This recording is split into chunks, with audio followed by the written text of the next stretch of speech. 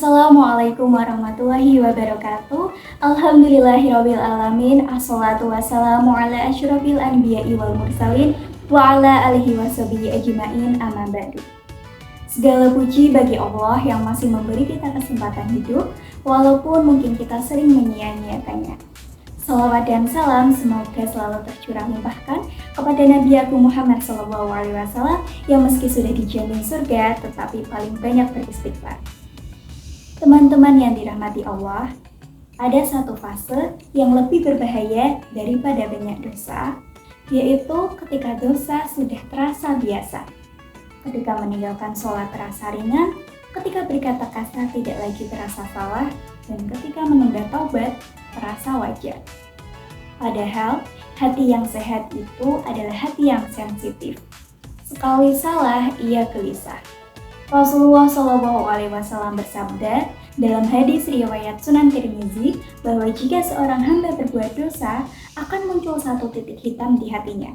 Jika ia beristighfar dan bertaubat, titik itu akan dihapus. Tapi jika ia terus mengulanginya, titik itu bertambah sampai menutup hatinya. Mungkin kenapa kita sulit khusyuk, mungkin kenapa nasihat tidak lagi menyentuh, mungkin kenapa hati terasa kosong, bukan karena Allah jauh, tapi karena hati kita tertutup. Dalam Quran Surat Al-Mutaffifin ayat 14, Allah berfirman bahwa apa yang mereka lakukan telah menutupi hati mereka. Teman-temanku sekalian, kadang kita takut dinilai manusia, tetapi jarang kita takut dinilai oleh Allah. Kita cepat meminta maaf pada teman karena takut hubungan kita rusak, tapi lambat meminta ampun kepada Allah. Padahal hubungan kita dengan Allah Subhanahu wa Ta'ala lah yang menentukan segalanya. Padahal Allah sendiri berfirman dalam Quran Surat Az-Zumar ayat 53, yang artinya, jangan berputus asa dari rahmat Allah. Perhatikan, Allah melarang kita berputus asa. Artinya, seburuk apapun kita, pintu taubat itu masih terbuka.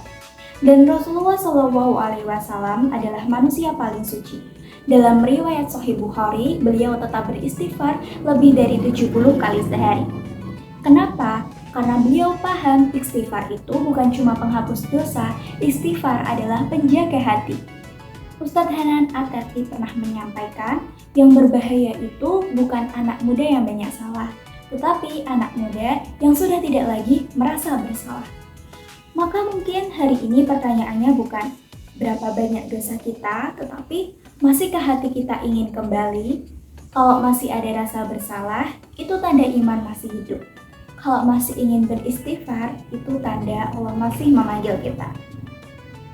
Jangan tunggu nanti, karena kita tidak pernah tahu dosa mana yang jadi penutup hidup kita.